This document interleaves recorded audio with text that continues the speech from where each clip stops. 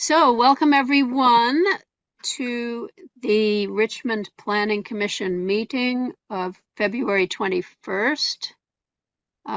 Looks like we have 5 commissioners. We don't have any guests, and I'm hoping that that's not because people haven't been able to get on That's from, my concern. Yeah.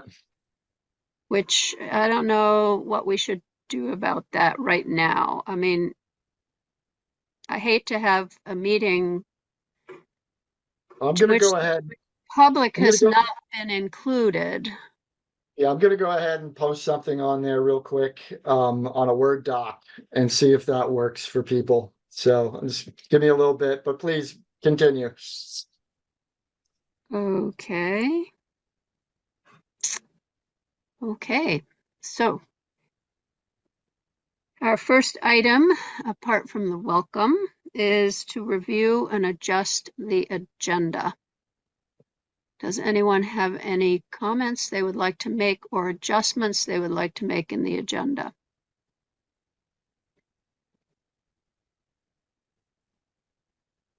Okay.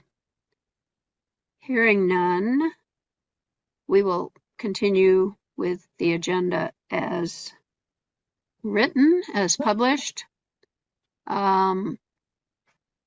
I will make a comment about the agenda, which is that this agenda was put together before the 2 buttermilk letters came in, one from Brendan, one from Josie signing on as buttermilk, and the 2 memos, my memo number 2 and number 3 that I wrote in response to those.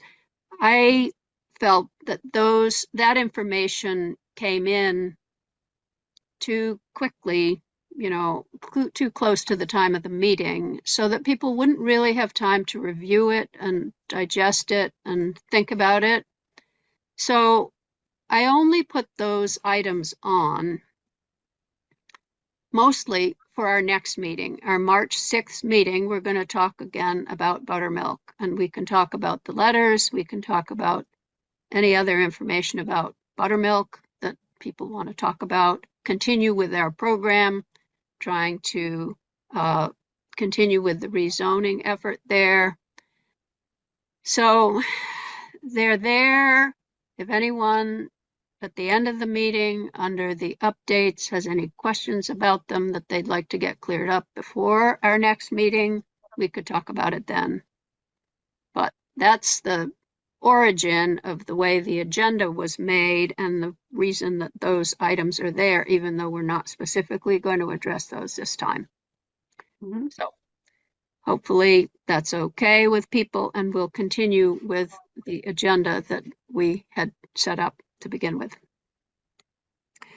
All right, we don't have any public here, so we won't have any public comment on non-agenda items. We will proceed to number 4 on our agenda, which is to review the minutes of our February 7th meeting. So if anyone has any corrections they'd like to make or additions to those minutes, this would be a good time to do that.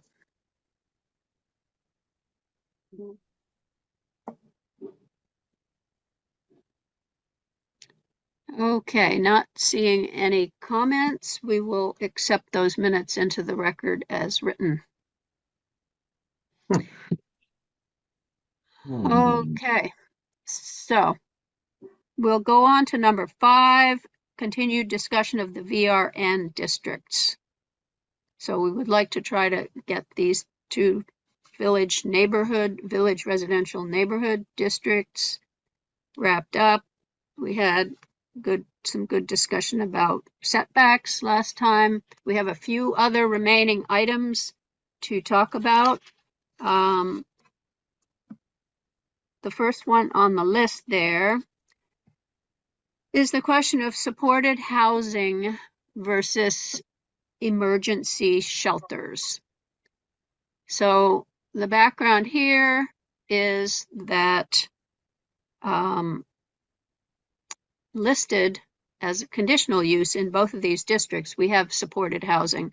supported housing was a definition that we added in the RC districts, if you remember. That was a definition that was added to accommodate housing that was not residential housing, or that was not owner occupied or rental housing, but that was either assisted living or sheltered housing or any other kind of housing where there is support personnel.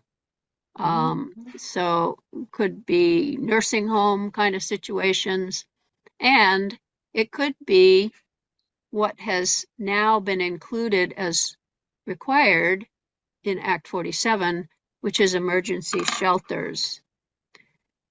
So we have the choices that we have here are,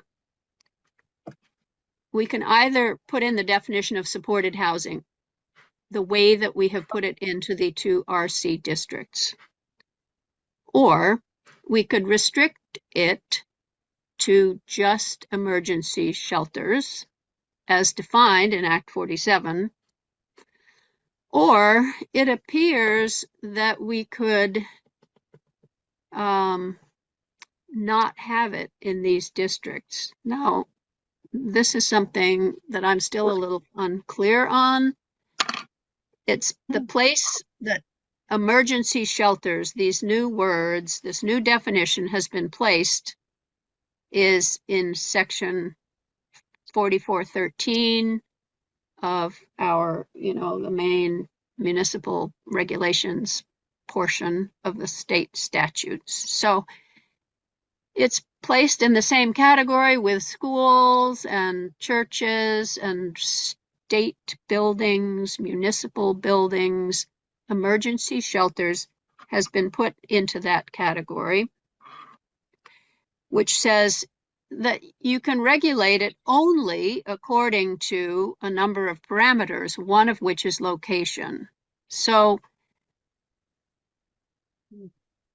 it seems like that means you could have it in a district or you might not have it in a district. Now, the other things like schools and churches and so on that have always been in that state statute, we have put them in all the districts. Whether that's, required or whether you could only have them in some districts. The ones that we haven't put in all the districts are state waste management facilities or hazardous waste facilities. Those we have not in our zoning in all districts. I don't think we have them in any districts, but apparently you have to have them somewhere in your municipality. And we're going to try to confirm for absolutely sure whether or not you are or you aren't required to have them in all districts. So far, we're thinking you aren't required to have them in all districts. So one of our choices would be not to have them in these 2 districts that we're talking about. So those are the choices that we have. Do we want to have all of the types of supported housing? Do we want to have just emergency shelters? Or maybe do we want to have neither of them? I don't know if anyone would like to talk about this, if they have any feelings about it. We can look at the definition of supported housing that we have currently in the 2 RC districts and that we created, which I can read to you. I'm at a planning commission meeting. Okay. Katie, we're getting your sound. Thank you. Okay. So supported housing is in our current definition the following: a residential facility that provides housing and may also provide assistance, care, supervision, or services such as medical, educational, training, personal services, meals, or life management to the residents. This housing may be temporary, as in a rehabilitation facility, a substance abuse treatment facility, or temporary housing for persons at risk of houselessness, or permanent, such as a nursing home or assisted living facility. So that appears to include emergency shelters, because those are for people who are homeless, or certainly if they're homeless, they're at risk of houselessness. So do we want to put those things in these residential neighborhoods or not? Or do we want to mix it up somehow? I mean, that's what we have to decide here.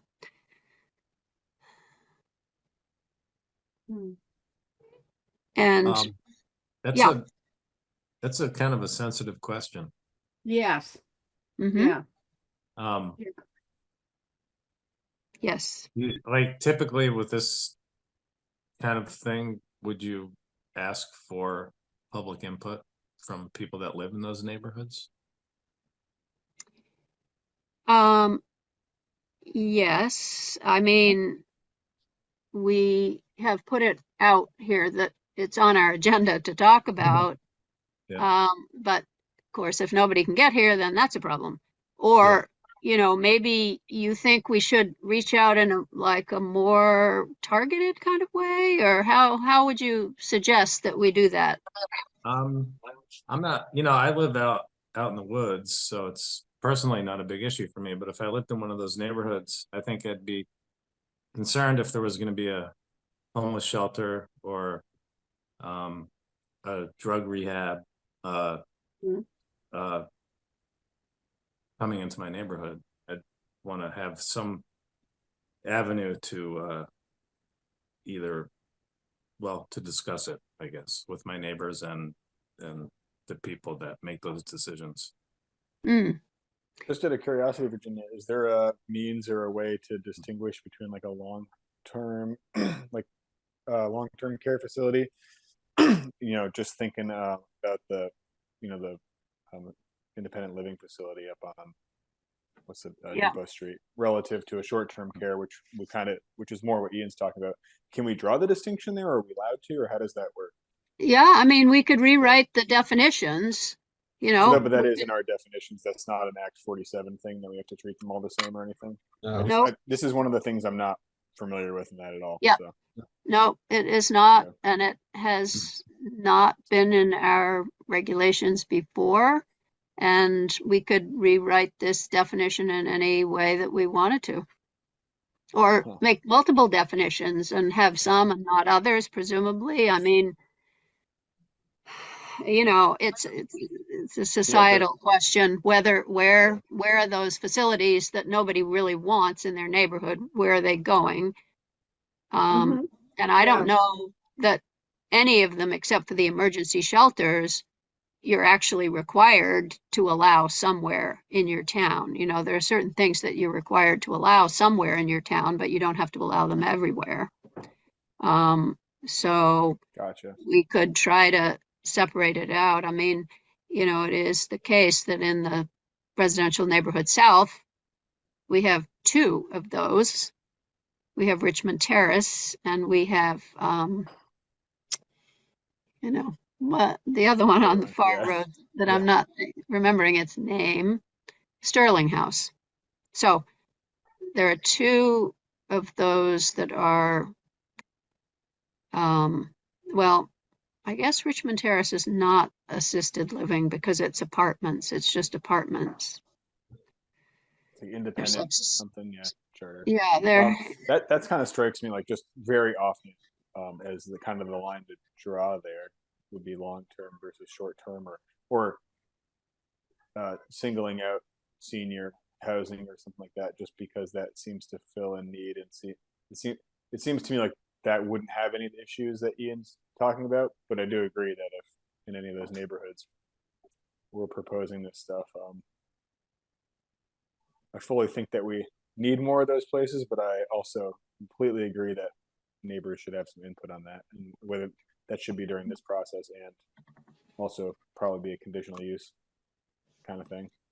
Yeah, well, supported housing as it currently stands is a conditional use rather than a permitted use, so we would assume that, any of those. But any suggestions that you have about what you think is the appropriate way to reach out to the neighbors on this question? Um, Open to that. I mean, yeah, I mean, beyond what we do, like a more pointed thing, I guess. I mean, it seems like we use many of the avenues short of doing a flyer or mailer, which seems excessive. But yep. So um, do you, I will put more thought into that. I'm not sure off the top of my head what would be an effective way to do that. Obviously, knowing that it's hard to get people involved anyway. Mhm, So I'm right, sure that if something is proposed, everyone will show up. But right. Yeah. Well, that would be good. I mean, it would be good to get them involved earlier. And we have reached out with targeted mailings, during the RC district hearings. We did by mail notify everyone who was actually involved in that, whose property was going to be changed from one district to another. So it's possible.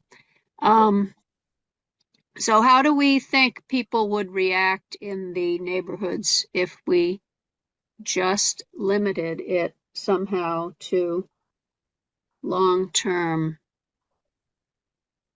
care facilities, or I don't know exactly I how can you speak from would. just from personal experience when we lived in, I guess it would be the neighborhood south.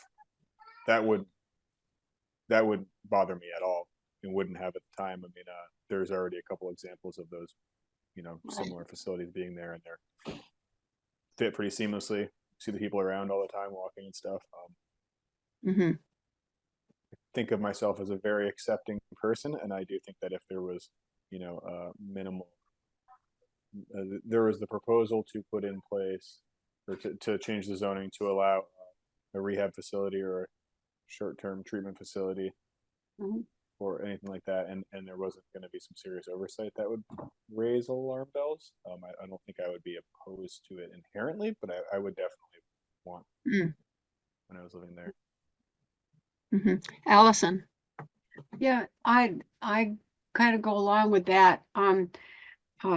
I agree with Ian that this is a sensitive issue, and I think that um it's it's a matter of value judgments and probably individual circumstances as to whether uh, a, a facility or grouping would be something that where being in a neighborhood like that could be beneficial to and helpful to the people that are there, or whether in fact the type of treatment that is going on in the facility might be attracting people who, if they were not within the facility or on the loose, so to speak, that might be considered a threat to the neighborhood.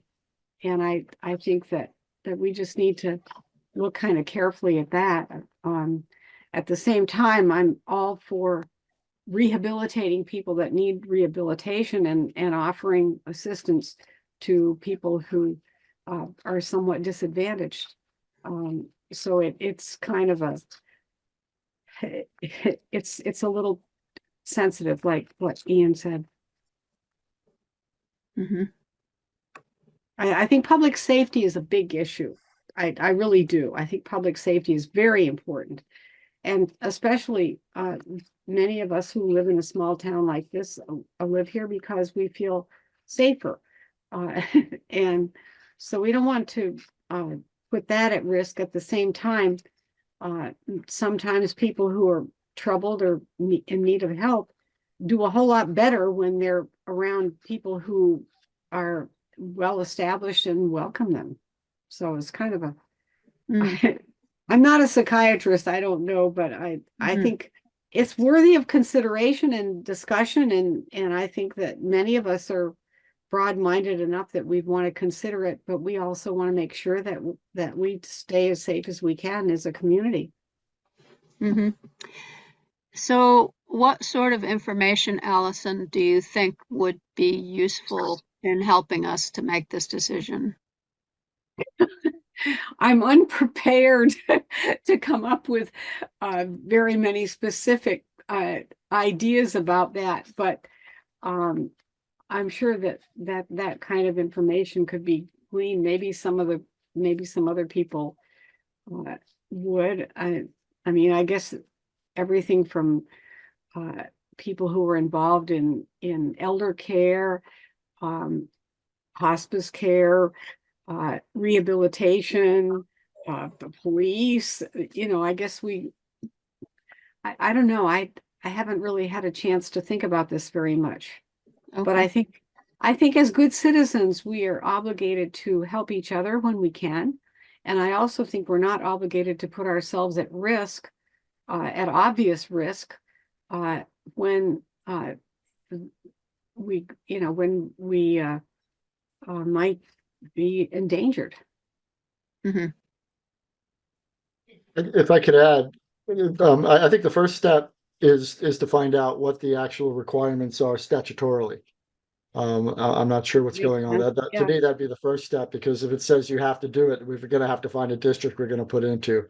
I do have my outreach to CCRCP on this very subject. I did get a response from Taylor, and it wasn't very helpful, because the language is ambiguous. Imagine that. So Yeah. this is going to have to, we're gonna have to go down a little bit of a hole here to figure out exactly what's going on. But that doesn't take away from the underlying fact. If in fact we're required to do this and it's required in a district, we're gonna have to figure out that socioeconomic aspect of it and the safety and all that. You folks are gonna have to come up with that decision. But I think the first step is to find out statutorily, where are we with that? And that's currently underway.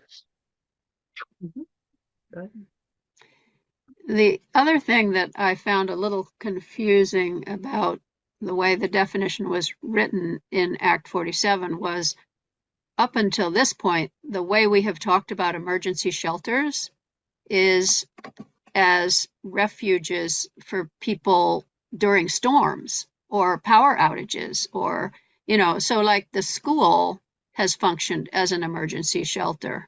And it's not really for people who are homeless exactly. It's more for people who have homes, but the power's out and they can't stay there because it's winter. So, what place that sense of emergency shelter has in all of this is another thing that is a little bit unclear, and I'd like to find out, because the school is actually in a district and it has functioned as an emergency shelter at times. Not this kind of emergency shelter for people who are homeless. So anyway, all those are questions that we will need to get answered. It looks like we have a couple of guests here. Somebody who lives in the neighborhood, Katie.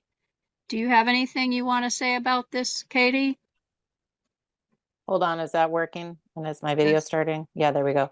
Yeah, I guess I would say I'm not totally philosophically opposed to it, but I would like to see some examples of where this kind of thing has been integrated into other communities successfully, and what are the things that make it successful.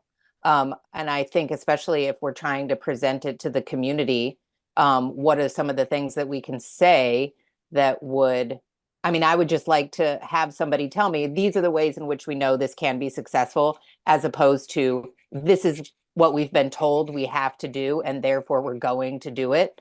To just have some reassurances, because I think that would create buy-in for me as a neighbor, if I had a sense that the research had been done of what other communities have done to make it successful.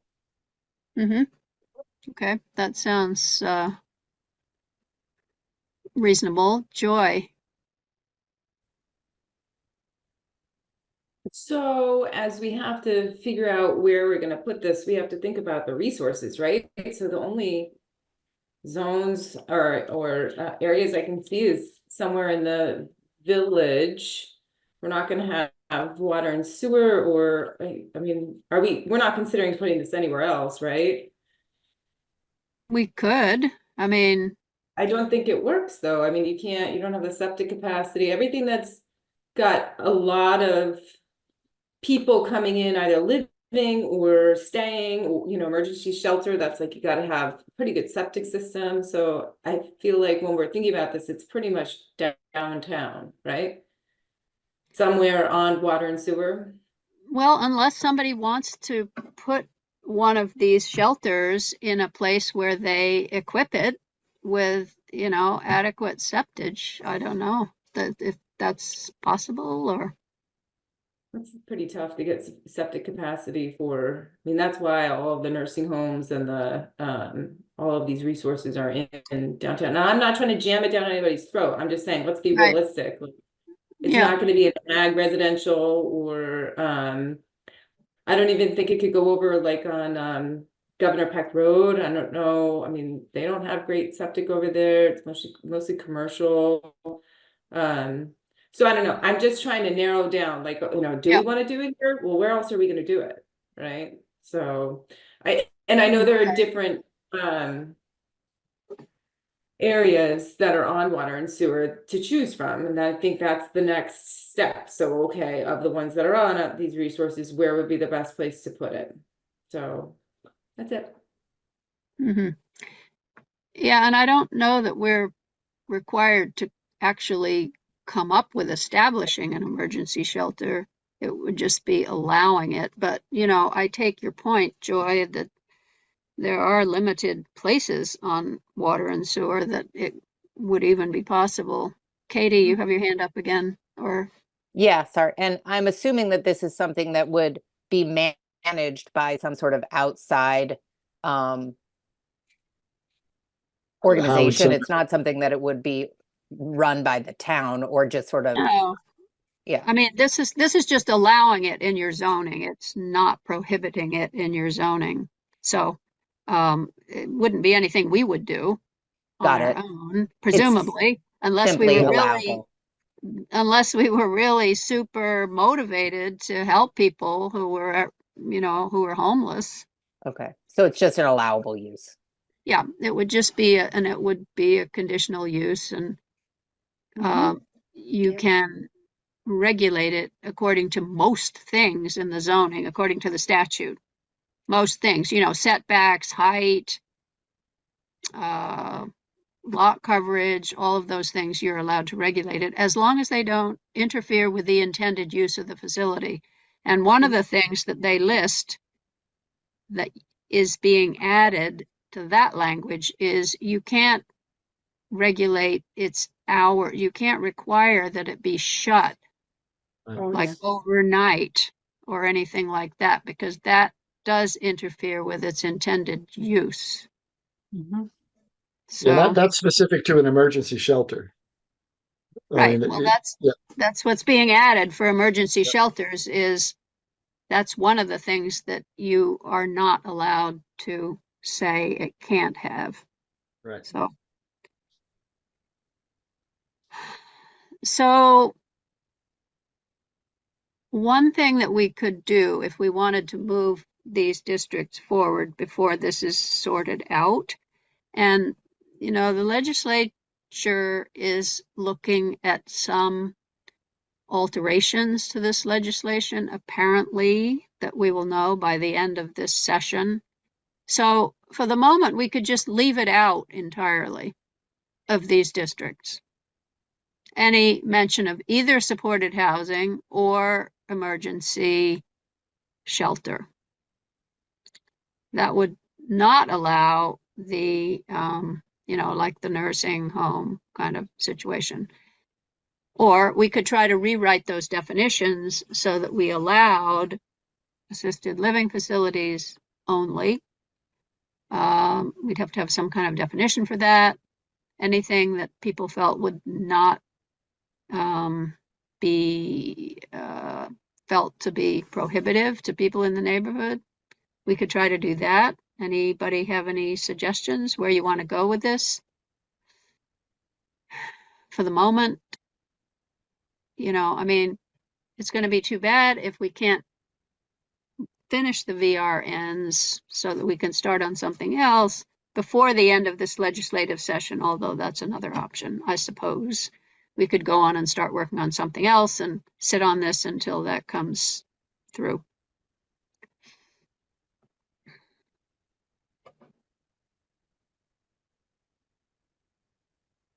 All right. Well, let's just think about that for a minute. We'll keep that on our list of things that we want to think about and maybe get more information about, those examples of places where it's worked. So we'll leave that on the list, but that is something to think about, how we're going to figure out if we want this and how long we're going to wait to see if the legislature changes that piece at all. Hmm. All right. So, Mark, yeah.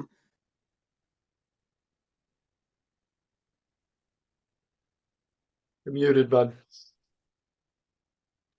Thought I hit that before the camera, and I'm glad it was still muted. Right. We can read lips though. Sorry. So anyways,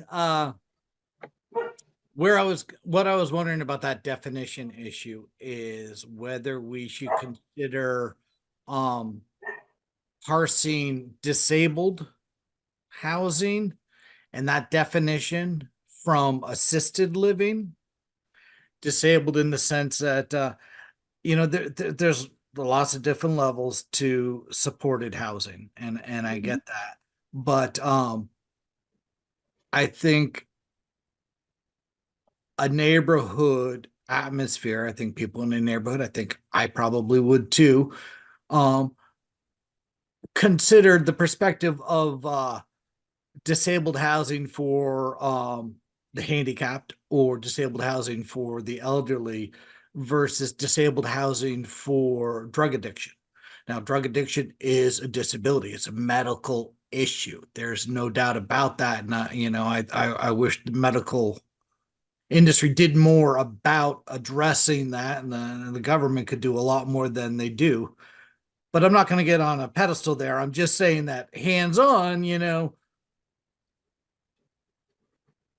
an elderly gentleman is far less likely to commit a crime in a neighborhood than somebody who's going through drug dependency withdrawals.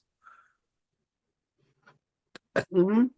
Yeah. So based you- on that, can we just divide up that definition and will it fly in the eyes of the court? Yeah, well, we can do anything that we want with the definition.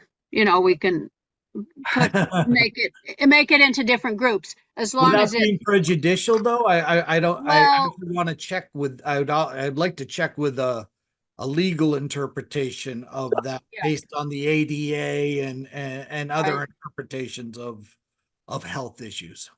Yeah. Well, we could certainly do that. The only thing that is required that you have in any district where you have residential housing is a group home, which is for the disabled. And here's where the ambiguity comes in, because like you said, you could consider having a drug addiction a disability, or alcohol dependence a disability. So that is statutorily required in any district, a group home of 8 people or less for disability.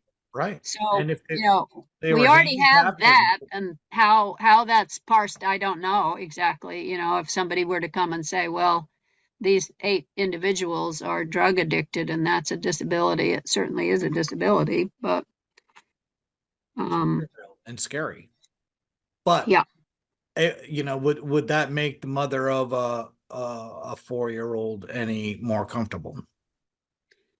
Right. And if we were faced with that situation of someone coming here and wanting to put in a residential neighborhood a group home, which is required to be allowed, how does that work actually? So to clarify, my ask would be that group home, is it legal for us to subdivide group home and characterize different classifications of group home so as to include some in neighborhoods and exclude others? So that's the ask to Keith. Mm-hmm. Yeah. So we will have to certainly research that question because we can't have we can't get the zoning done until that answered. Yeah. I mean, that's a question that already exists in our zoning because we just have because that's the way the statute is written. A group home is the definition of a home for up to 8 disabled individuals. So that is not, I'm not sure that we can modify that particular definition, but we'll find out. We can find out. Anyway, that's existing in our current, all our districts. It's there already. So probably a good thing to look into. Thank you. All right. Anybody else have anything to say about this supported housing versus emergency shelter question? We've got some questions that we can be working on to try to figure out.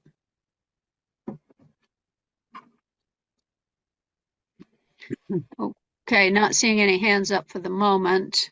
We'll go on to the second one that we have on our list, which is the sidewalks question, which I think we already have a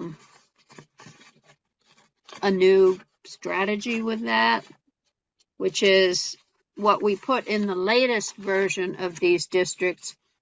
So what we had based on suggestions from some neighbors was that sidewalks be required basically to be put in by a developer of a property on a road. And if there was no existing contiguous sidewalk, an easement would be given to the town for a sidewalk. So Keith and I talked about this at great length, and with Pete's input to a certain extent, we found that the situations were so variable in these two neighborhoods where sidewalks may or may not be required. There were some places where people didn't really want sidewalks. There were some places where there really wasn't enough room for sidewalks. Most of the sidewalks are in the town right of way. The town doesn't necessarily want an easement for those sidewalks that they're then going to have to make at some point and maintain, because sidewalks are sort of expensive. So we just took out all the language about requiring sidewalks and put back in what had originally been in there, which was the following in both districts. Sidewalks shall be considered whenever feasible or according to the official map when it's available. So, on to Lisa's point that we would like to have an official map.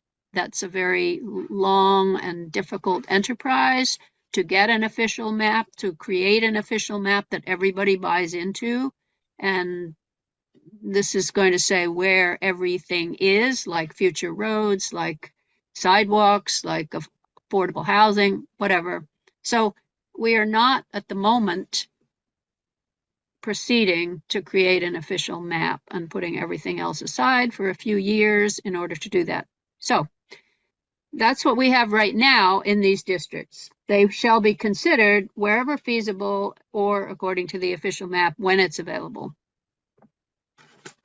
Does anyone have anything they want to say about that? Do you want to be more stringent about it, which looked like it was going to be really difficult to be that specific?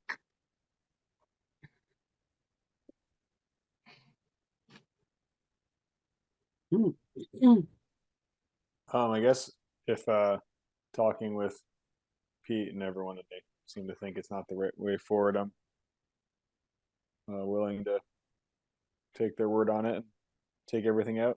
It seems like a reasonable thing to do based on who was consulted. I mean, it's kind of like, I don't know, a cop out if you want to look at it like that, if you're a real sidewalk fan, or flexible if you want to look at it like that, if you think that we've gotten along so far without sidewalks. I mean, sidewalks, the ones that we're proposing to put in and have grants for, are already controversial enough on the main roads. So on the smaller roads, is there room for sidewalks? What about then bike lanes? It seemed like it was more than we could deal with. So anybody else want to weigh in on that? Think they should be required? Allison? Well, philosophically, I think sidewalks are very important. I think we should have as many as we can so that people can walk around safely. Mhm. I mean, that's my feeling about them. I also know that the actual square footage to put them in is limited. So maybe what we need to do is establish some of the places where people are most likely to be walking, and maybe along the main streets and all. And it's pretty disconcerting. I find when I'm walking along a sidewalk and then all of a sudden the sidewalk ends. Mhm. and so it would be nice if we just had a maybe it would be nice if we had a sidewalk along in every main street. And I don't know if that's a goal to try to achieve or not, but I think sidewalks are important, and the more people can walk, that's healthier, and the less they drive. I think they should be encouraged. Mhm. Yes, so encouraging them as opposed to requiring them, Well, I get that too. kind of the way we're going is encouraging them. We're saying that you should put them in when feasible, and people are going to say, well, it is or it isn't feasible. And, it's a little Yeah. bit subjective, the word feasible. I don't know, Keith, if you have any word from the Transportation Committee about other sidewalks besides the sidewalk down Bridge Street. As far as the burden of them, or Well, as far as what's planned, if there are any other sidewalks planned. not new ones, but there's always maintenance. Obviously, East Main Street's is the focus this spring, and we're working on the upper and lower Bridge Street to suture Esplanade. But beyond that, no, there's no new plans for new sidewalks. Yeah.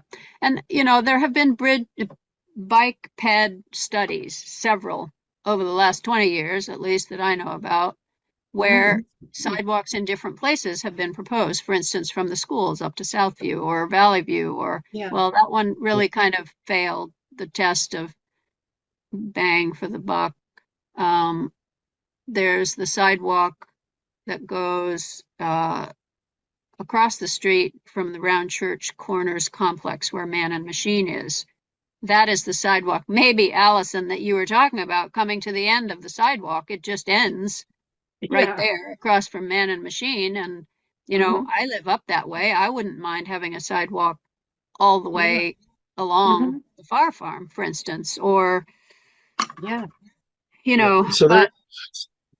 So we are doing a study called THBC with the Transportation Committee, and what that entails is that intersection at Bridge Street, Cochrane, Thompson, and Huntington. Somehow that makes THBC. And there are plans to control the traffic there. We don't know if we're going with a four-way stop there, if we're going with a mountable island. But there certainly are sidewalks planned with that. But that's in the scoping phase, and we're pretty much done with scoping that. So that'll be going out to a design once monies are in place for that. But that's many years away. So I mean, that would fall under the potential of new sidewalks. Any sidewalks that we're going to put in are going to be put in on the road on the town's right of way. Any sidewalks that are required outside of that probably should be part of any subdivision that may consider turning the road over to the town for that could be something in the subdivision regs. But for individual parcels, that's difficult, to be honest with you. Especially since the sidewalks are typically in the right of way of the town roads. Okay, so if nobody has anything else to say, I think for the moment, we're going to leave it encouraging rather than requiring, just encouraging sidewalks where it's feasible, or where they connect with other sidewalks, something like that, where it's not requiring sidewalks. So we'll leave that like that for the moment. If anybody comes up with anything else, that's fine. The next thing on the list was lot coverage. And the setbacks. Oh, go ahead, Lisa. Okay, am I unmuted? Yes, Yep. you are. We're Oh, hearing right, you. good. Yeah, sorry, I couldn't find the hand. I would have raised it sooner. I had my own hand up, you couldn't see that. It just occurs to me, should the subdivision regulations require that the property owner maintain a strip, a 4-foot strip or something right at the edge of their property along the local right of way? Not put in a sidewalk, okay, fine, but people are gonna walk someplace. So let's at least admit that they're gonna be walking on someone's yard in a place that's already been designated for that. And in the future, if a sidewalk becomes feasible through some money falls out of heaven or something, then there's a place to put it. But at least we'd have a thing that we could connect across the town. Sort of a trail network for walking. Anyway, I'll just leave it at that. Mhm. Yeah, and maybe that is something that we're working on revising the subdivision regs anyway for the master development plan language issue. So we can consider that, that you have to have a strip of land across the front of your property. I don't know. I mean, if you have a setback, there's the right of way of the road, and then there's a setback. So that might take care of it, but we could look at that. All right, setbacks, what is in the current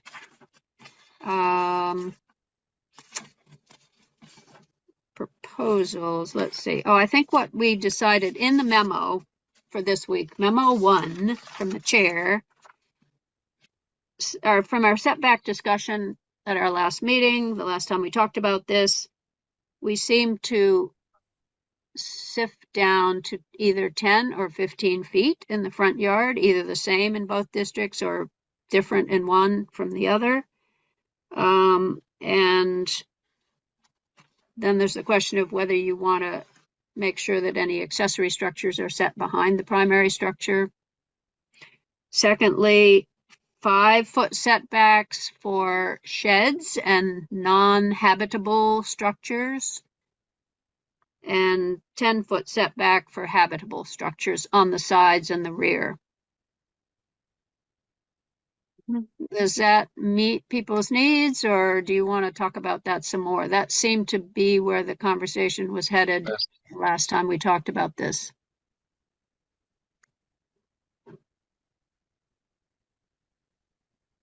That sounded pretty good to me. Sounds all right. So that gives Mark his 5-foot setback for the shed so that he can not let the kids play hiding from his view in the yard. But habitable Don't blame structures, that on me. It's gonna be a committee decision. I was just Well, putting it out there. right? So 5-foot for non-habitable. That means there's no heating and stuff in it. You can't live in it, but 10 feet away from the sides and the back if it's the habitable structure. So this would mean, for instance, if you put up a shed 5 feet from the property line would be allowed, then you decided to make it in to an ADU, you would not be able to do that because Yeah. it's only 5 feet away and you're making it into a habitable structure, which has to be 10 feet away. That okay with people? Seems okay. Yeah. Mhm. Or you can pick it up and move it another 5 feet. right. All right, so I'll put those in the next draft that we looked at as something that we think we're okay with. All right, lot coverage we didn't talk about. We talked a little bit about it, and people seem to be thinking about maybe 50% is good, somewhere between 40 and 60% is good. Anybody want to weigh in on that?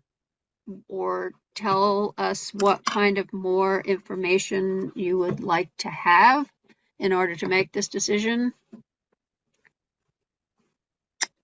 Yes, Adam. Yeah. Oh, excuse me. Yeah, I did a few more random calculations just based on different places and how I had worked in town, mostly in the north neighborhoods.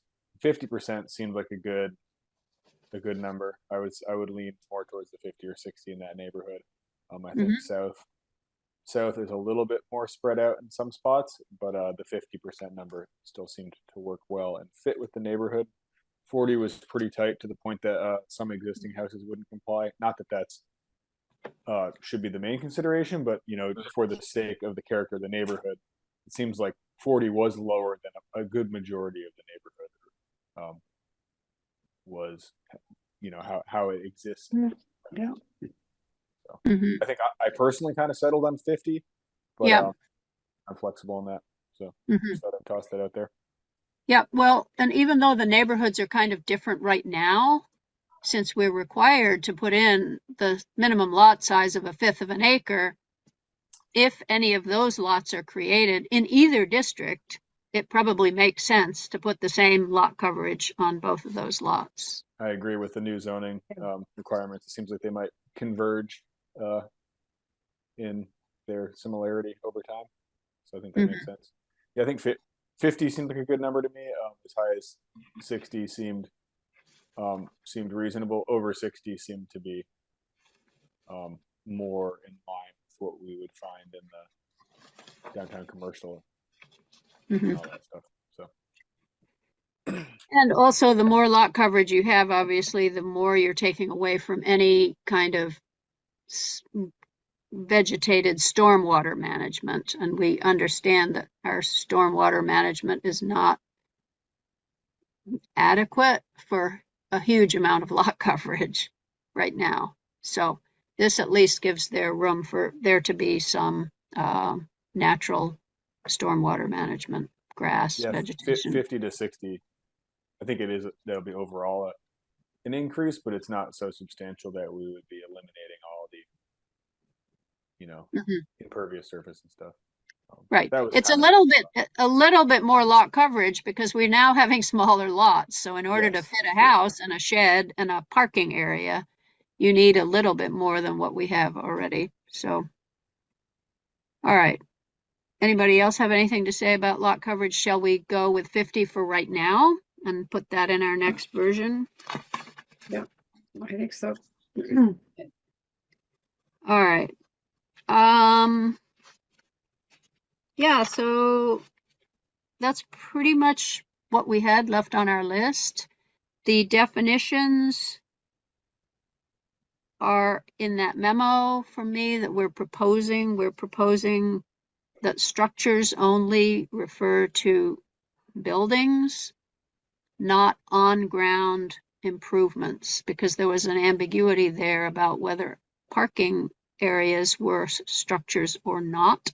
So we're saying they're not structures. They count under this new definition of on-ground improvements, which is anything that you build on the ground that's an impervious surface, parking areas, sidewalks, patios. We took out all I think in the last version, we introduced the concept of green infrastructure, which is a stormwater management system where you could have, for instance, paving stones to make a patio that had grass in between them, or a cistern underneath to catch the water. We took that out. It seemed too complicated for right now. Too much work is going to have to go into defining whether you count that as lot coverage or not, So we just took it away and we're leaving the 50% vegetated area to be our, one fallback stormwater system. We know we're going to have to work more on our stormwater management if we're going to have heavy rains and stuff in the town. Yeah. So we're going to, unless anybody has any problem with those, we're going to take those 5 definitions that mostly are just slight rearrangements of the ones we already have, but with the addition of separating out on-ground improvements. Mhm. All right, so that's pretty much it. The other question was whether to keep these as two separate districts or combine them into one.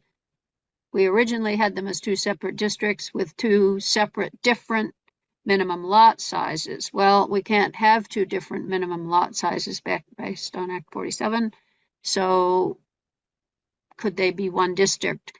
I still think they look kind of different and they seem to sort of have a different character. So I'm okay with leaving them as two districts. It's not really an administrative problem to have them as Correct. two districts. That's correct. You're just in one or the other and you follow the rules of the one you're in. There's a simplicity about having it as all one, but I don't know. Two seems okay to me. Anybody have any comments about that? Or want to? Yeah. Yeah, Allison. Yeah, what is the difference between the two? Is it a difference of setbacks or the amount of land that's not built upon, or what is the difference really? Well, so far, we're not proposing there be any difference Yeah, okay. between the alright. two.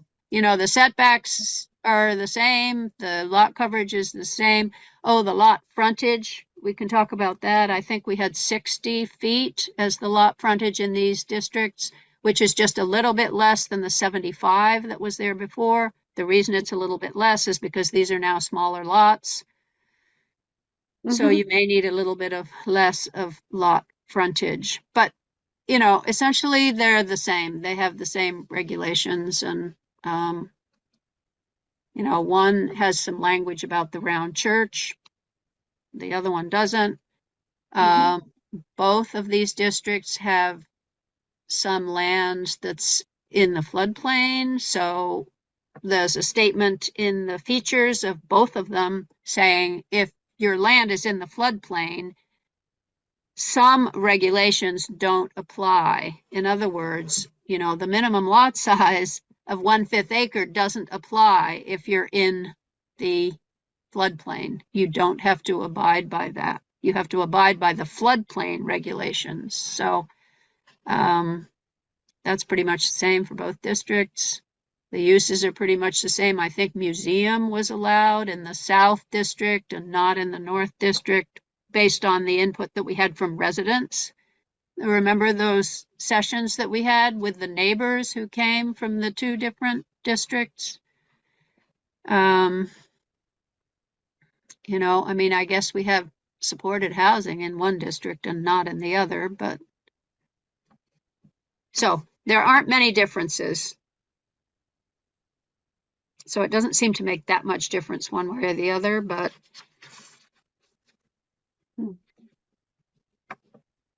there's no real reason to combine them, and there's unless you go for simplicity of having a shorter zoning document. And who wants that? Well, you know, that has some benefit, but I mean, I will say having the two districts because they are geographically unique. Would you know if we have them separated, they would be as standalone districts, and as development occurs, you could start adjusting those districts separately because they are geographically different. I see a positive there. As Virginia did state that there is really nothing from an administrative point of view that there's any issue either way. So that's the only bonus I could see from that is future development. yeah. All right, so for the moment, since our time is about up for this topic, we'll leave them as two separate districts. We'll put in the 50% lot coverage. We'll put in those setbacks that we talked about last time, the slight reduction in frontage, and we'll kind of hold off on the supported housing emergency shelter bit until we get some more information. And at some point, if it's really holding us up tremendously, then we might take it out altogether. I don't know, and go with that. So anyway, people should be thinking about that. Adam. I just had one. I know we had talked about lot frontage, and then we had that was a couple meetings ago. In the last meeting, Yeah. we talked about setbacks as a ratio of the front of the width, the property, whatever. And I know we had been talking about this weird property where it was 3 times as long as it is wide. It was 50 something feet, and you could make it all work or whatever. And I just it seemed like we should reconcile all that discussion with the lot frontage if we're planning setbacks, kind of with the idea that a 50 to 55 foot wide lot would work in those neighborhoods, because there are many lots that meet that kind of general size, that maybe we should adjust our lot frontage accordingly down to 50 or 55 feet. So it just seems like we had a lot of conversation about setbacks and area setbacks and having the driveway in or not in the setback and all that. And we kind of came to a good conclusion, but our lot frontage was from a few meetings ago, kind of hasn't caught up yet. So I just want to suggest that we drop that to 50 or 55. So if we had a lot, for example, if we had a lot that was 3 times as deep as it is wide, being 1/5 of an acre, it'd be about 53 feet of lot frontage. So 50 to 55 seems like it kind of fits right in that window of what's reasonable. Also, what is in line with what we had discussed in regards to the size of a house and a driveway and a setback and all that. 60 kind of would 60 would work, but it would be more restrictive than the setbacks and all that we had put in place. Okay. Kind of Mark? Yeah, I just kind of want to shift gears to or double back on a topic that it sounds like it's pretty well hammered out, but that's just basically lot coverage. Just want to highlight the fact that there's an awful lot of concern in Richmond about flooding and floodplains. And I brought this up in the last meeting. I'm throwing it out there again very quickly, I promise. But we're all worried about the effects of a basketball court on the floodplain and Village Green and any other types of construction that could be an impact. And yet we're allowing more and more impermeable surfaces in the village that ends up draining into water lines that basically dump directly into the river. So I don't know what the answer to that is. I just find it really ironic that we're so worked up about floodplain zoning and zoning regulations as if that's a big impact on the effect on downstream communities when we're increasing impervious surfaces, which contributes even more to discharge to the river in flood events. So just something to think about. I don't know what the answer is. I think maybe we should consider spending some time thinking about that. This whole idea of lot coverage as a trade-off, if we wanted to maximize lot coverage, maybe we should be looking at basically like a density bonus, where if you want to increase the lot coverage on your property, you also need to do mitigating structures like dry wells and things like that to help improve groundwater infiltration. So just something to think about. That's not uncommon, Mark, at all. I mean, that really isn't. If you're going to increase over that, you would get a bonus, but you'd have to account for a 25-year storm or something along those lines. You wouldn't be up at the 100-year, but I mean, you certainly would be, up at a 25-year storm. So, I mean, it's definitely something to consider. And the bottom end of that conversation is the fact that we are now required by Act 47 to have 1/5 acre lots. So, and the way the statute is written is you're required to write zoning bylaws that allow for 1/5 acre lots. So for instance, if you put in your regulations, let's say you could only have 30% lot coverage, does that actually allow for you to have buildable lots of 1/5 acre, you know, like with a house and a shed and a Yeah. parking area? So that's kind of the other end of, you know, that's like the low end. You can't have so little lot coverage that you can't actually achieve a density of 5 units per acre. So, and, you know, I mean, stormwater is definitely, I don't know if what else we're doing. We should know something probably about stormwater. Keith, at some point you can tell us, is the town of Richmond actually trying to make a stormwater plan? Are we trying to understand how stormwater can be controlled? Not at this point. No, but I mean, it is a focus when we're doing our permitting at this point. You know, we're making sure that erosion and sedimentation is in place and that there is some form of stormwater control, but you know, regulatorily, we can't require that. I mean, we can require the ENS, but the stormwater is difficult. And is it required that you can't emit stormwater off your property, that you have to retain all the stormwater on your No, property? Not in our regs, but I mean, that's common sense. And certainly should be promulgated that any new hard surfacing, you need to take care of your stormwater from that hard surfacing. I mean, it is a calculation. It might require engineers, you know, you're gonna have to have some type of plan. So yeah, that's a whole nother discussion. But in the permitting process, it's not actually required at the It moment, is not. right? No, Okay. the only time that it's required is when you disturb a half acre or more. It's under the half acre rule. And then you're required to take care of it. Okay.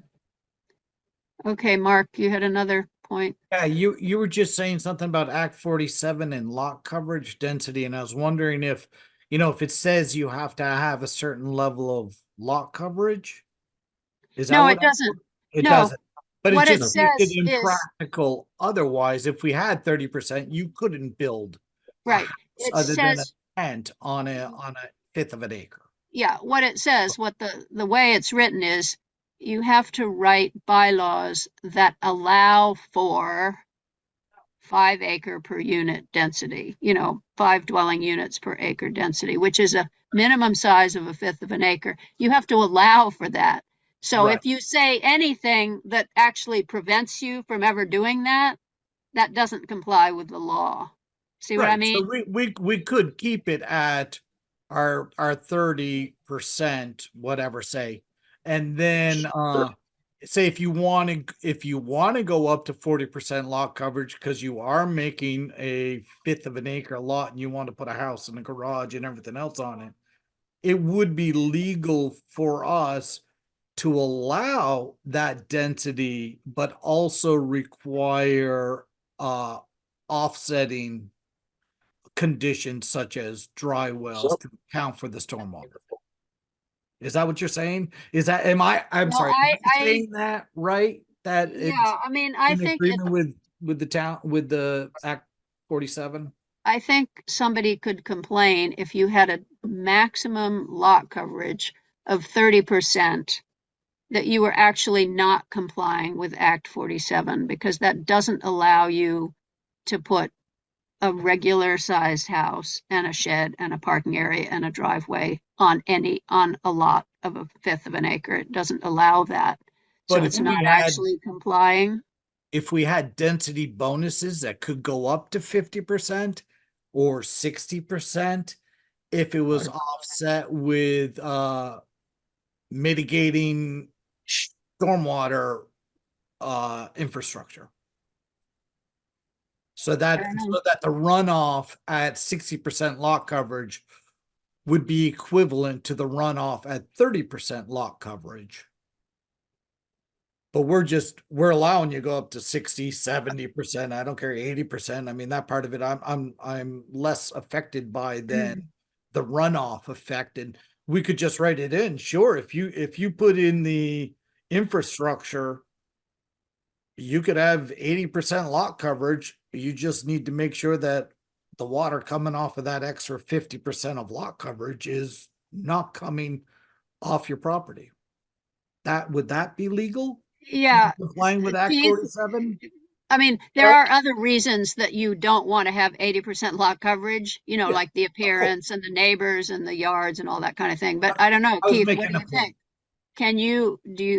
And there are so many things about Act 47 we don't know how they're going to work out, whether they're going to be legal or not. But what do you think about that, Keith, about saying, well, you can have only 30% lot coverage, but you can have 50% if you control the stormwater with these methods? I mean, it would be complicated to write, but what do you think? It would be complicated. I mean, it's doable. It sounds a bit unwieldy. You'd want to focus on what the frequency of the storm is how you want to do it from a stormwater perspective. Typically, that's done by inches over a 24-hour period. So that can be written, that can be promulgated. I don't think that's a huge issue.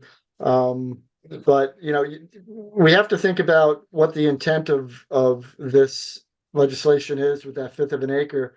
If you have a 8712 square foot lot, that's not a lot. And I think we know that. And they're trying to push ADUs on top of that. So anybody who's going to subdivide a 1 acre lot into 5 separate acres, they're going to have a hard time shoehorning everything in there. So that's kind of the way I approach that. Anything can be promulgated. It's got to be enforceable, and you're going to require an engineer to do those plans.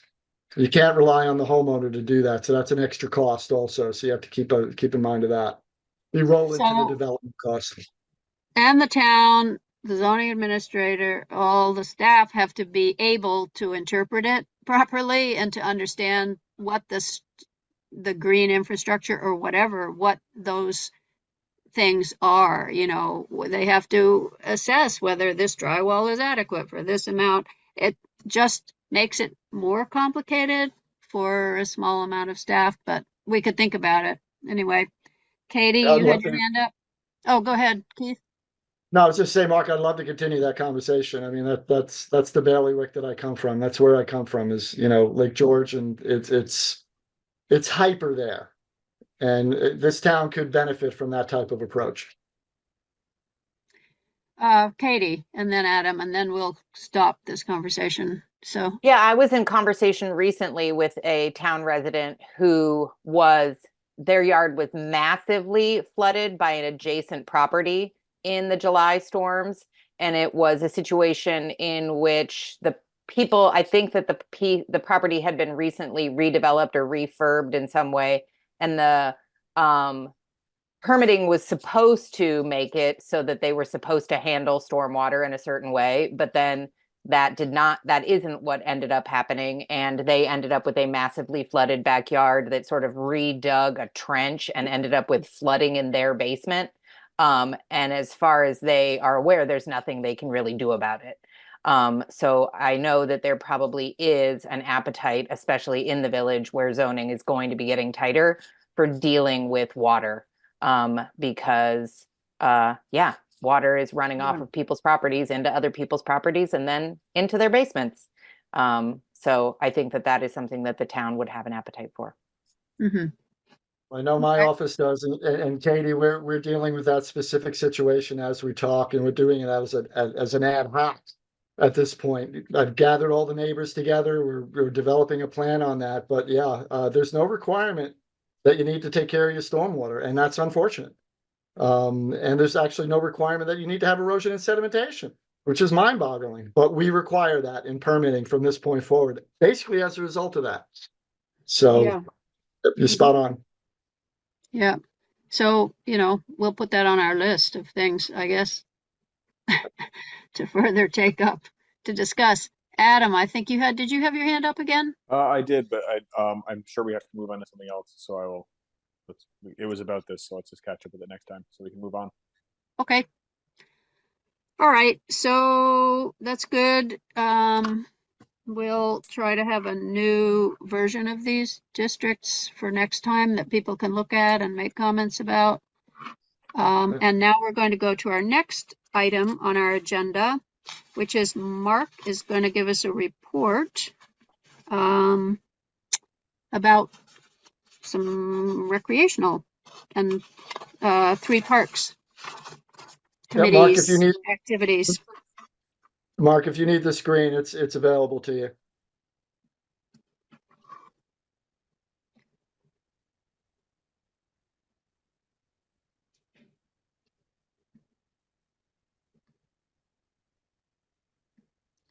Okay, Mark, we're ready for you. You're muted at this point.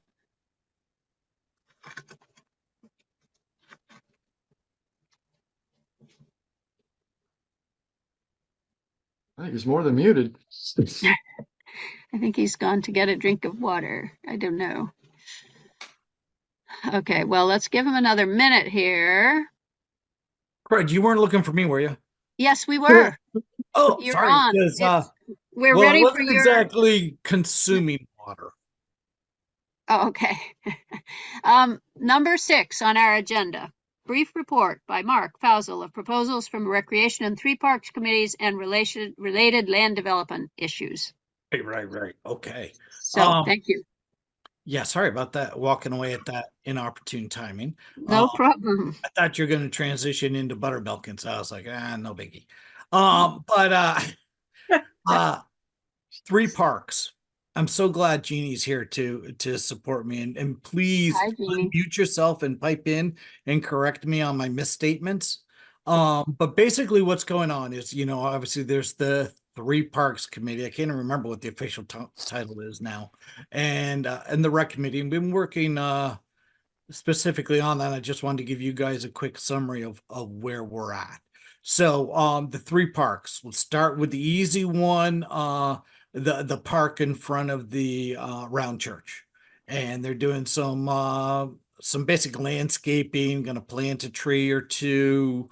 They're going to clean up the monuments that are on the park, level off the ground, that kind of thing, which is nice. Up at the most controversial one right now is Browns Court. Browns Court, the committee, the 3 Parks committee is totally spearheading this completely, by the way. But they are really looking at and sketching out some ideas. They've had to bring in a lot of not landscapers, but basically to survey the property. And found out that there's only about 2.2 acres of actual park, which in the density of, just to go back to the housing quickly, that would allow theoretically 11 units on that property. And if we were to go down that way as a housing issue, affordable housing units, I think in your most recent memo mentioned that they're really not interested in less than 20 units as far as managing affordable housing units. So at the most we could get 11 on there. And then you contrast that with maybe that and maybe having room for the softball field versus the proposal that I think most people are leaning towards now is redoing the softball field, pretty much keeping it where it is, but putting in some fencing and some infrastructure to support the field, redoing the field, making it a good, decent, proper field.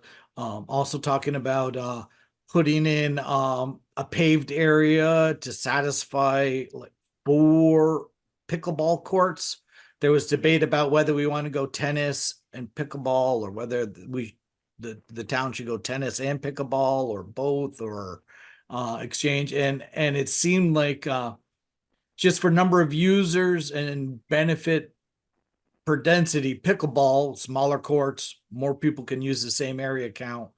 And the fact that it would be really difficult to manage it if it was a shared court where it was tennis on Tuesdays and pickleball on Wednesdays, totally different infrastructure on the courts themselves. And therefore it would be really tough to manage switching out the nets and having access for the different folks, community clubs, those kinds of things that would need to be able to change that all over and set it up for each one. So if it was dedicated to a single sport, it would be less overhead.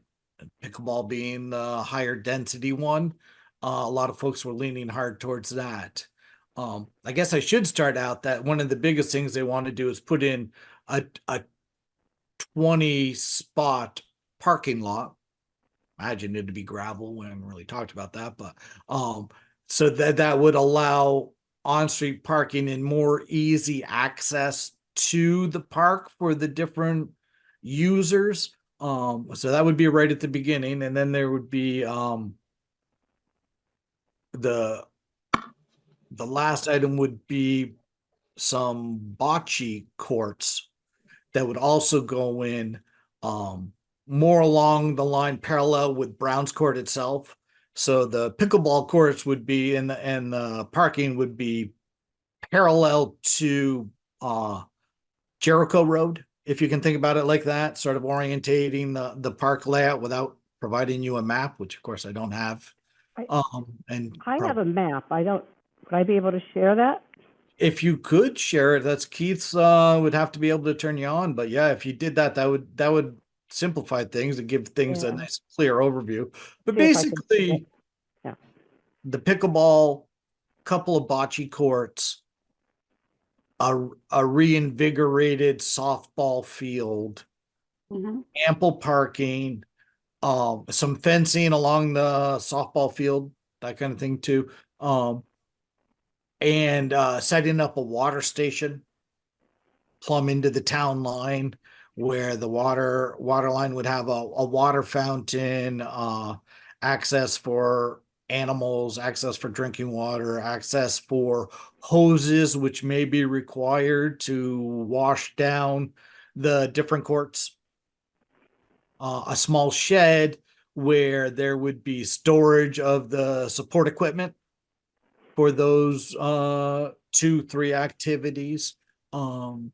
And that's about it. There isn't really any talk of a permanent facility for wastewater or for bathrooms or for some sort of concession stand. There's nothing like that at this point, because it's amazing how much the price tag just keeps racking out.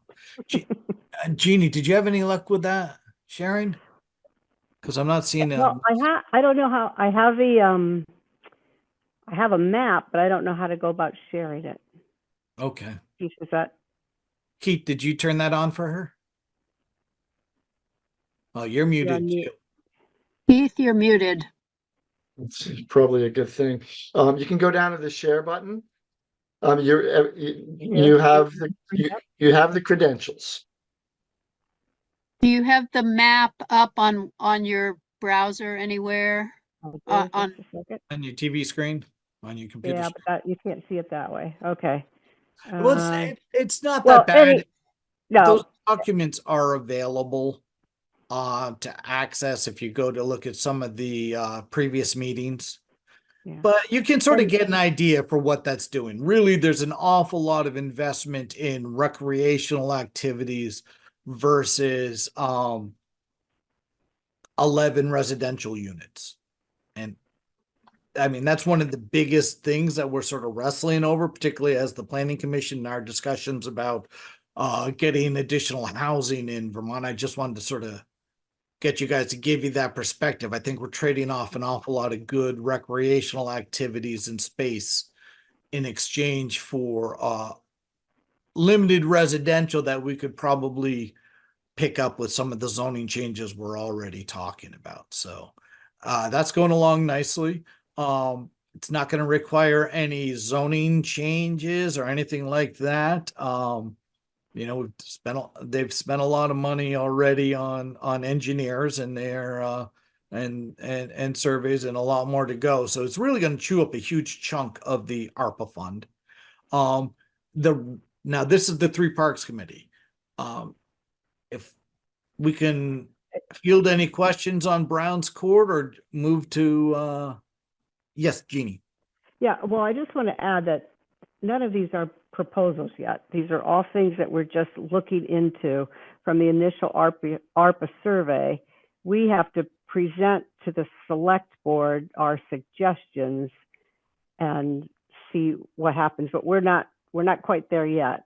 Right. We're still collecting quotes. You guys are still collecting quotes and sort of laying it out, but they do have some sketch plans and things like that that are in the works and hammering out the quotes, which a lot of different folks have been contacting different rec vendors for the different components of it. It's a complicated process that the three parks is managing very well, honestly, considering. And Gene, do you have a timeline for when you want to present to the select board?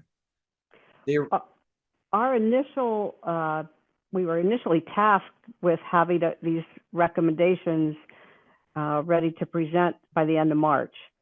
I think we're going to get a little extension. We hope, as Mark said, that park had never been surveyed. The property owners all around didn't know where their property lines were. So that, that just took quite a bit. And then the other park with all the flooding, that's, we take 5 steps ahead and 3 steps back. So. Right. Can I ask Gene and Mark, did they take, I am unmuted. Did they take care of or figure out what the access was there? Did they figure that whole thing out? Or is that still in flux? That's still in flux. Okay. There's, just so the rest of you know, there's the entrance could possibly be somebody else's property line, covering someone's property line. It's just. Yeah. So it was the original road was designed. The road has shifted over time since early 1900s. Over 100 years ago, where it was sketched out and there was full access. But over that time, the road itself has shifted away from the park. And maybe even back then they didn't have the formal plot lines to give them access, but nobody was caring, and there probably weren't even any houses along most of Brown's Court at the point. So it was never an issue. But I'm sure that's going to be resolved. I'm sure we're going to. I would agree. I would agree. To Brown's Court. So I just had a question about the restrooms at Brown's Court. Any possibilities of if you're going to have people playing pickleball and bocce, and do we need at least portable bathrooms, or has that been included in the program? Okay. Definitely a porta potty. There during softball season, I guess there always has been a porta potty there. So it just have to be maybe 2. Just have to see what it. And longer season. Okay. Yep. Yeah. You're gonna need that for all those, all of us elders playing pickleball, right? I'm good for an hour, and that's it. The other, the bigger, one of the things about the park, all 3 parks were just the landscaping, and that's another park that has just lots and lots of dead trees and trees hanging over the softball field. So that's just another piece. Right. And then probably planting some more trees to help provide separation and a noise barrier to the neighborhoods too, up on Brown's Court. So that's another cost, which is why they're sort of right now the 3 parks is thinking that they can't really afford proper facilities, just because you're talking about $500,000 and it just goes so quick when you're looking at all the different factors that need to be put together, and the hidden costs that we didn't know that we'd end up having to pay for, all the surveying, etc., engineering. No, well, porta potties are great. They're fine. They'll work. They'll work. Hopefully, long term, something more permanent can get established, kind of like down at Volunteers Green. So, to Volunteers Green, basically where they're at is Right now, they're consulting with a surveying firm that's going to assess the flood plain elevation in relation to the little I guess you'd call it a plateau where the band shell is. And Gene, do you know if we heard it from the surveyors yet on that still? No, we haven't. Yeah, this so was, the last uh, meeting we had neither. Yeah, something that Pete Goslin kind of had thought about after fixing the playground so many times, that perhaps the playground could go up on the plateau. Do you want me to go ahead with that, Mark? Or, you know, Please, yeah, uh, go ahead. You're okay, and well that versed in it. this was his idea, and so we're just, it put a hold on putting the playground down where it is, because perhaps we could move it up to the elevation, up to the spot. That would mean, though, that the bandstand would be taken down. The playground would go where the bandstand is, and then where closer to the road, there's a garden. It was a memorial garden. There are 6 or 8 crabapple trees that have not been maintained for 20 years. And hopefully that space will be big enough to put a small pavilion that would have restrooms that are ADA compliant restrooms. Whether that's going to happen or not, just because we're waiting for the survey. But some of I was really, one of my tasks was looking at the playground, and there were several of us who, after the second flood, said, do we really even put a playground back there? Because that's just been, a lot of work and a lot of money every time it floods. Mhm. So So, we're hoping the elevations make, that's a buildable place. Maybe. Right, once we get the survey in, then we can decide how easy it will be. If it's out of the floodplain, no problem. We can do everything that that Jeannie just described pretty handily. If it's within the floodplain, still by probably inches, but outside of the floodway, that gives us a little more flexibility versus what we have written into our current zoning. All dependent on the interpretation of what's written there. And as we all know, the clarity of what's written doesn't always come through from its original intentions. And we're reworking wordage every day. And so the floodplain and the flood zone have those same issues where different people have different perspectives of what is allowed, what's not allowed, what needs to be changed. We don't know yet. But one of the other things, so if we move the playground out of the floodway and reverted that to field, under our current zoning, obviously nothing can go back. So the question is, do we want to think about putting something else in there, like a basketball court or something more structural that can add to the uses in the volunteers green. And then also just to Jeannie's point, she talked about the positions of the playground versus the pavilion.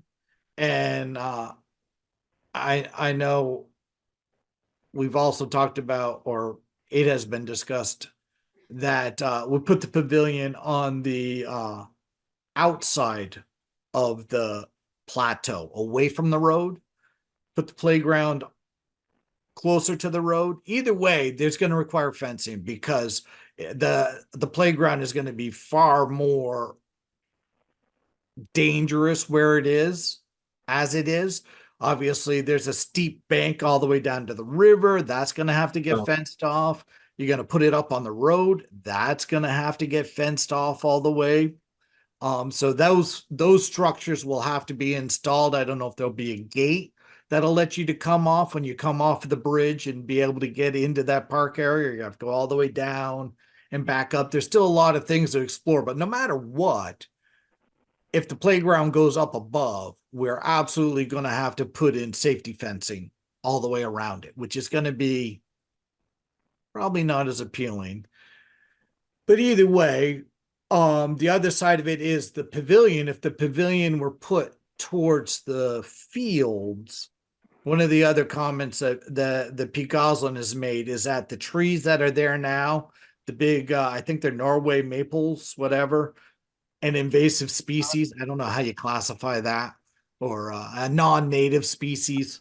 Like, I'm not sure that really matters as much as it matters that if a pavilion were to go in there, we'd maybe gain a little bit more square footage of the raised area, and that pavilion would be a spot where you could put allow like the Richmond band to still present at Volunteers Green under cover, versus if we put it on right up next to the road, the Richmond band would be playing to 5-year-olds on swings, versus you could open up the park a little bit more and have a much more open area that could. But all those are still very much in the earliest stages of decision making.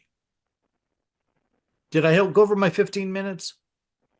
No, you're doing well. We have a time for a few questions. I was going to say one other comment that you might have been reading about on Front Porch Forum. There was also way high in the ARPA survey was a paved path that would just go around more like the play area in the upper area of Volunteer Green to accommodate parents, strollers, walkers. Pete was hoping that may get some of the walking traffic off of Cochrane Road in the winter. But again, we've only just, looked at some other places that had got some prices, and it's not decided, and it's probably, we already know that there's going to be so many of these suggestions have to be cut. We don't have enough money to do everything that we're hoping for. So our next meeting is going to be to prioritize some, but yeah, we're really just on hold at Volunteers Green until we get that survey.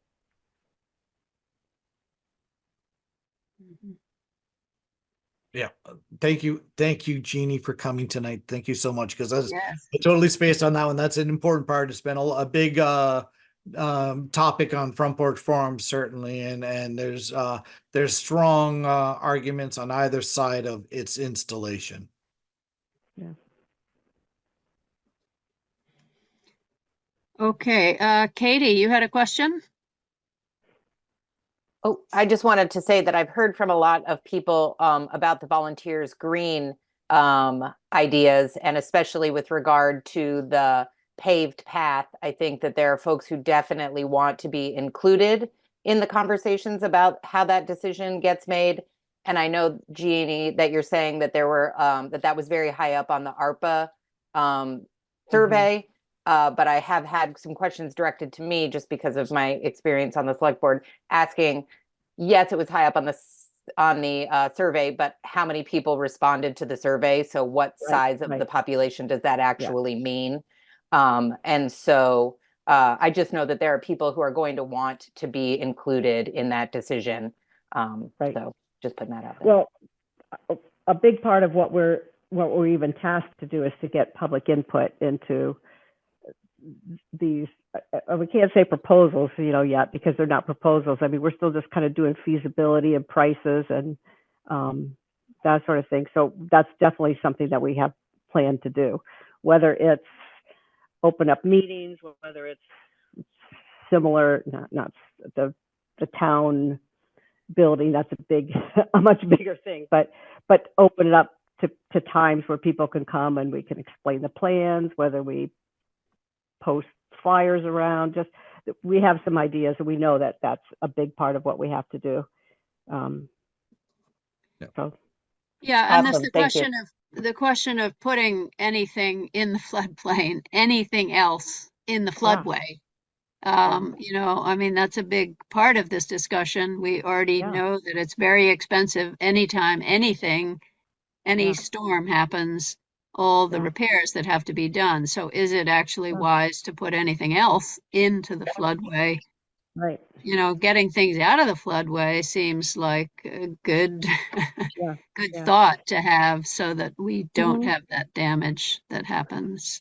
Exactly. And that's what we were thinking. That could be a real green space, and the farmer's market then could be held down there. Things that are temporary could, be under the shade trees where the playground is.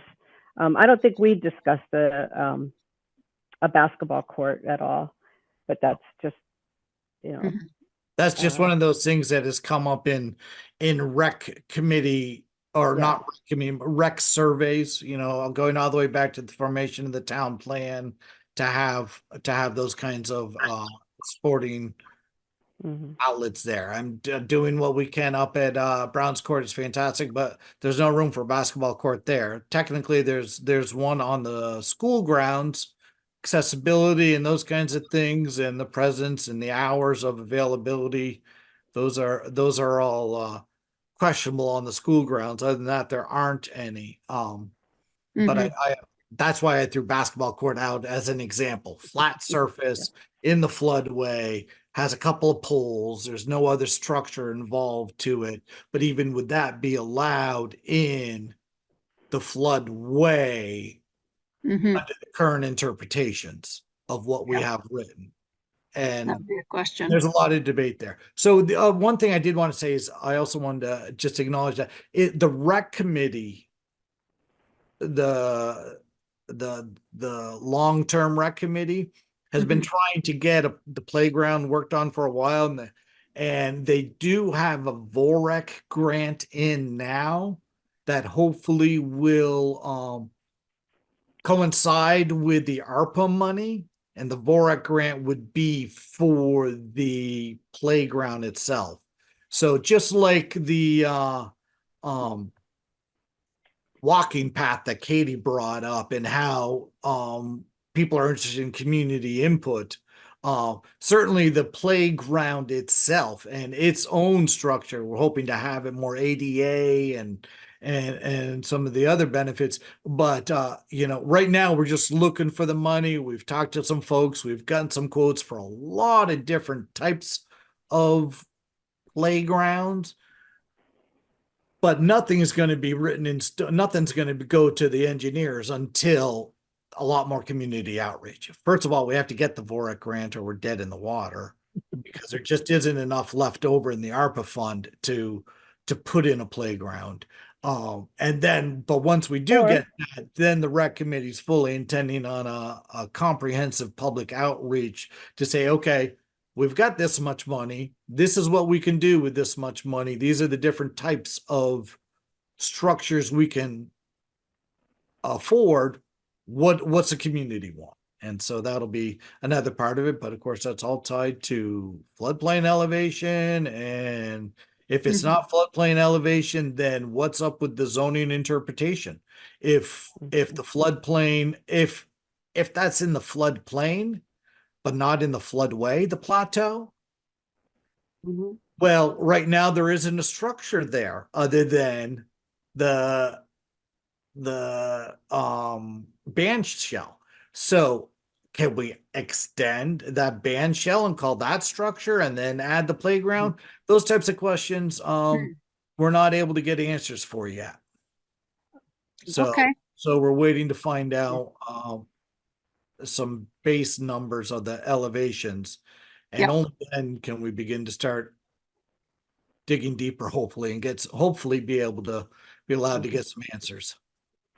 And Great. I'll just Okay. make Oh, go one more ahead. comment. Yeah. Just one more comment about the Go ahead. bandstand. It has some major structural problems right now. So it's quite a bit of money. We've had engineers and people looking at that. It's actually, I didn't notice it, but it's even a little crooked, but the big steel beams are compromised and the roof only covers 50% of the bandstand. So there's been a lot of people asking for ways that the roof could be extended, and we can't figure, well, we put that at a stop right now, waiting to see what the survey happens. But and the floor needed to be replaced. So it's not, and it's also not a historical structure. It's less than 40 years old. And we haven't found too many people who feel like that's an important structure to save either. Mhm. Okay, great. Well, thank you both very much for giving us this information and update. It's good to hear from our committees, our other committees, what they're doing and what the issues are, what the land issues are, certainly. So thanks for coming, Jeannie, and thanks, Mark. Yeah, thank you. Thank you, Jeannie. Thank you. All right, Connie. great. We're going to go on to our number 7 item. Brief introduction to a discussion of a resident request to increase the residential density in the Jonesville Commercial District. This is very similar to the IC district that we just talked about. And the reason that we're thinking about it is because it's part of our ongoing concern with housing and trying to encourage infill development where it is possible. So we want to just have Keith briefly explain what the resident request was and decide, if we can think about this, if we can add it to the list of things that we're thinking about. So Keith, go ahead. Yeah, I did. Again, can you hear me? Yep, you're good. Okay, fantastic. And everybody can see this map that's up? Yep. Okay, so Jesse, who lives out in Jonesville, if you see what's going on here, where we are, so on and so forth. Yeah. So this is where we are. He requested that. Where's his house exactly? Can you point to his house? I can. Let me get this out of the way Okay. here. Bear with me. His house is right here. It's right here, and there's a barn right over here. So what's going on is he would like to make this into a multifamily structure or a 2-family or even a single family at this point. But the density does not allow for it. This is 1 acre zoning. This is very similar to what we had in the IC zone. And this is in the commercial district of Jonesville at this point. So he requested that, we have a discussion just to see what the appetite of the planning commission would be to allow for a decrease in density or increase, whichever way you want to look at it. In other words, to decrease the density from 1 acre to potentially a 1/2 acre or somewhere along those lines, so he could do this. There is an issue with this from a subdivision point of view, because they wouldn't be able to meet the setbacks, but from a PUD point of view, you could potentially do this, and that is where the discussion is right now. And all I'm doing and all we're doing, Virginia and I, are planting the seed for this district. It might go along the same lines of just current residential lots that have this, like we did in the IC, or not. So that's really the long and short of it at this point. It's a bit nebulous, but what is the appetite to increase the potential housing in this district? Okay, so I'm looking for comments here. Adam? Hey, yeah, I have I guess 2 questions and a comment. So I guess I'll go with the comment first, just because it's the simplest. Offhand, seems like a good plan. It's on a main corridor, no traffic impacts, all that stuff.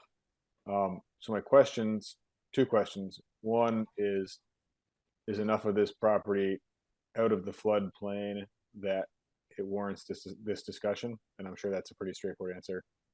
Is that? Yes, if that portion of the property is this structure down here. And this is a pretty, is going within the back to that floodplain. corner is pretty high. It's a pretty high elevation change between those 2. Okay. And then Yes. my other question was, can you just outline the district, Keith? Can you zoom out a little bit and kind of give me, I'm not super familiar with this district, to be honest. It's not one that I've spent a lot of time looking at. So you kind of just like rough outline of where we're at. So does it include Perfection all the way down to? Perfection's across the street from it. And then does it carry all the way down through Stage, or does it end before that residential, or how does that all? I guess I should look at it. Are you talking the specific parcel or? No, I was just curious about if we're gonna address it from a district wide standpoint. I was just curious, what is the district what does the district this parcel is part of encompass? Yeah, so I'd have to pull up the zoning map for that. Okay, I can do that. I'll pull that up and take a Yeah, peek. so it's basically this whole area here is the district of Jonesville, and it's all commercial, not all, but mostly commercial. Gotcha. Okay, thank you. Yep. So, If I could add that, I'm sorry, if I could just add that the Jonesville district also includes the other side of the river. And That's correct. It does go all the way out to a bit further down Route 2, past the interstate. I can't remember what road it sort of ends on, but yeah, down that way, and that's pretty much our property line. But then if you go in the other direction towards the west, if you can scroll towards the west, yeah, Mhm. that's all Jonesville. Keep going. Or that's all Oh, yeah. Keep going.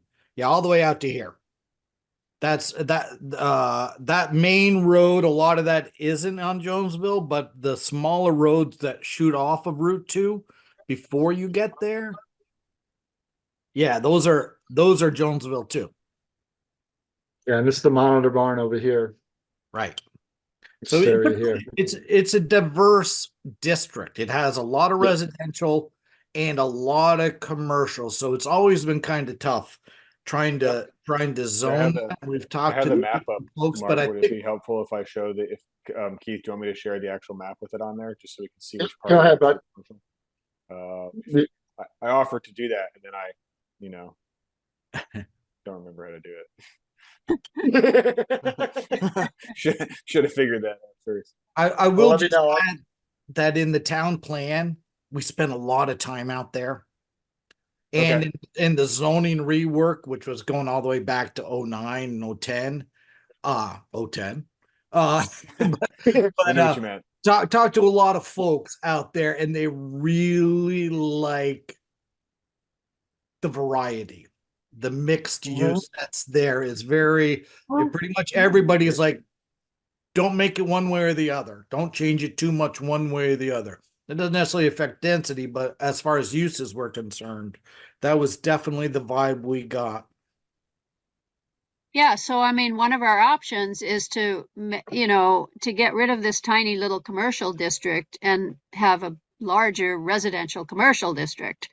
Have an Yes, that is RC it. So type of if I'm district looking at this correctly. and, and look at the density for a residential commercial district, which allows for more residences that are the little tiny pieces of the commercial district really all need to be looked at. We need to look at the one in Jonesville. Is that useful to have a tiny little commercial district there? Should we not make it bigger? The one in the upper part of your screen now in the upper left-hand corner, that's at the VYCC. And, the point there of making it of making it commercial was for the VYCC to have their agribusiness, but there's no real reason why that shouldn't be an agricultural district. I mean, that's a huge agricultural business, and they're, it's a farm essentially. So that's questionable as to why that should be a freestanding commercial district. So there's a couple of things about these two little commercial districts that would be good to look at some point. And, Is this with this how the zoning is now, obviously as it exists, there's a significant amount of residential in this small commercial district we're talking about over here, in kind of Jonesville from Stage Road back to Perfection. But it is residential permitted in that now? New residential, is that's not permitted, or is it just a density constraint? So would we have to change two things to make this go forward, or would it be more just the density that would need to be revised? Yeah, I think it falls under the same issue that we had in the IC. Okay. So I guess my Yeah, initial and- hunch then would be that this district seems a lot different than the IC district. I mean, obviously we had that discussion about it being very close to the mobile home park, and I don't want to discount that. But Right. the mobile home park seemed, while close, distinctly separate from the commercial district next to it. Well, this is, I drive through there all the time and stuff. I've been down there a bunch, doing doing town health officer stuff at the lovely handy property there, and it's all very intertwined and everything. So to have it Oh, yeah. have new residential not be permitted if we can, if you know, on lots that would permit new dwelling units with flood stuff seems ridiculous. Yeah, I mean, and it has the same problem that our IC district issue had, which is that a residential PUD is allowed in the commercial district under the PUD section, but dwelling could take units our isn't exact- an allowed usage in the district itself, even though a residential PUD is allowed, which how are you going to do that if you don't have residences? So, So we could do the exact same thing we did before, or we could more broadly address the issue. Right. Yeah. That's So what the we question is, should we look at it? You know, should we think about it, get more details about it, really study the map? Should we pursue this as something that we want to do? Joy, you had your hand up. I need to go. I'm sorry, Okay. but I've got to stop. I've got too much to get ready to go away, and I'm gonna say goodnight to everybody. I'm not gonna make the motion. I really just need to go. So I'll see you guys Okay. later. All Sorry. right. Have a good one. Bye. Okay, so that's, I think, all we need to talk about right now on this. If people have any feeling about whether we should or shouldn't continue with it, I mean, if nobody says anything, we'll probably continue to think about it, just because it is a housing opportunity, and, you know, we understand that we're committed to looking for housing opportunities. So Yeah, I'd any say we other go for it, comments? if we can bring it in line with kind of how the area functions now, bring that more in line with the zoning, and then also open up opportunities for housing. Seems like a win-win. That'd be Yep. my hunch. All right. Anybody else? I'd love to Okay. I'd love to get movement on the village and like push that through finally. But Yep. yes, I definitely agree that this is an area that has a lot of potential and is sort of just sat in the back seat for a long time. So it's a matter of reaching out to the neighbors and finding out what they think. But yeah, I'd love to investigate it more. Okay. Ditto. I would Sounds second good. Mark on that. I think we should make some serious progress or finish up the village neighborhoods we're working on before we bite this off. Take Yeah, another well, hiatus, I but- mean, we almost have finished the village neighborhoods. You Yeah. know what I mean? We have a few things. We're going to put it in. We're going to look at it. We've got this emergency shelter business that we have to somehow figure out how to get the correct information for. And, but other than that, you know, not much left to work on. So I think we ought to be able to do that pretty quick. Okay, so any other business or updates? Next meeting, we're going to talk about buttermilk some more, and I'll probably put out new drafts of the 2 village districts for you to look at, but we might not talk about them so much. Any questions or anything about that?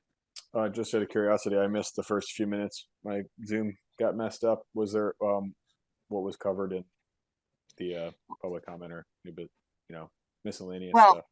the main thing that was covered is that we couldn't get there. Several of us could not get there from the link on the web page.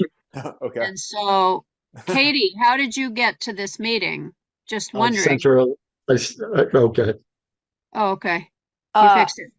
Adam sent me a link. I could not get there from the website, and I couldn't get there. I went to Zoom and cut and pasted in the meeting number Yeah. and the passcode and still couldn't get in. Yeah. And I My had that same apologies. problem, and some other people had that Yep. same I had problem. the same so- problem too. I did what Katie did and it didn't work. So I finally texted Keith and he said, read the email.